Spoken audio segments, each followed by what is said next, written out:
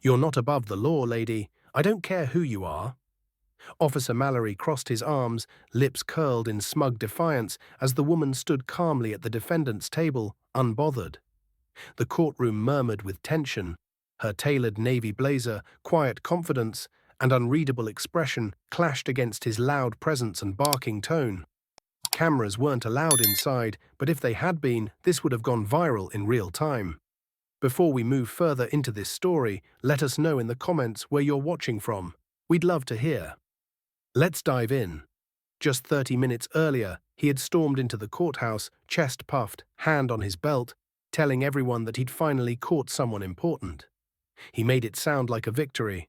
A black woman in a suit, parked slightly over the line in front of a government building, was suddenly worth dragging into court like she'd robbed a bank. "You think you're special just because you wear expensive clothes," he'd muttered during the arrest, loud enough for her to hear but low enough to deny.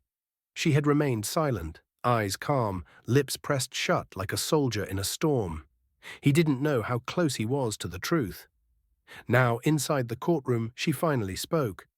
"Your Honor," she said softly, eyes on the bench, "before we proceed, I ask that you verify my identity. Fully." The judge, already wary of the spectacle Mallory had caused, adjusted his glasses and nodded to the clerk. The room hushed. The judge opened a file, read, stopped, then blinked. The pause was like a gunshot. The judge looked up, voice suddenly clear, almost reverent. "Major Alexandria Pierce, of the United States Air Force, and former JAG prosecutor for the Department of Defense." A collective gasp rippled through the courtroom. Officer Mallory's smirk faded like smoke in the wind. The judge continued reading. "Recipient of the Bronze Star, oversaw war crimes trials overseas, cleared over 300 high-level cases." He looked up again, this time with a hint of apology. Why didn't you say any of this?" Major Pierce finally looked toward Mallory. "Because I wanted to see how far he'd go before someone checked the facts." The silence that followed was deafening. Mallory's face flushed red, but not from shame, from panic. He stammered, I was just following procedure." "Which procedure?" she cut in, voice still calm but laced with command now. "The one where you decide who looks guilty before you even ask for ID?" "You were parked illegally," he muttered. "In a government vehicle, authorized by Pentagon credentials," she replied, "which you never even looked at." The judge slammed the gavel once. "That's enough." Major Pierce turned toward the gallery. "I've seen injustice in war zones. I've seen civilians punished for laws they didn't even know existed. But this is different. Because this isn't ignorance, it's arrogance." Mallory tried to interrupt, but the judge raised his hand. "Officer, sit down." Now the room wasn't just watching, they were learning. A few rows back, a young girl whispered to her mother, "She's a soldier?" Her mom nodded, eyes shining with pride. "A hero." And still, Major Pierce didn't gloat. She didn't raise her voice. She didn't need to. Mallory's commanding officer was now present in the back, having been summoned mid-trial.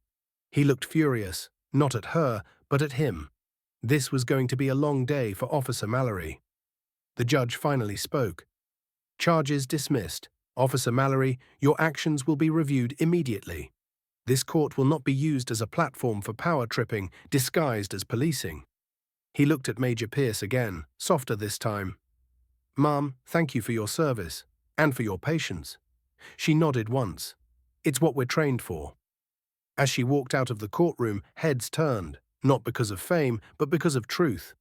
The kind of truth that doesn't need volume, the kind that earns respect, not demands it. Mallory stayed behind, small in his uniform now. The badge that once made him feel untouchable suddenly felt like a mirror. And what he saw staring back was a man who'd never questioned the limits of his authority until it stood at attention in front of him. So, respect is not about uniforms or titles. It's about how you treat people when you think no one's watching. Never underestimate someone because of how they look.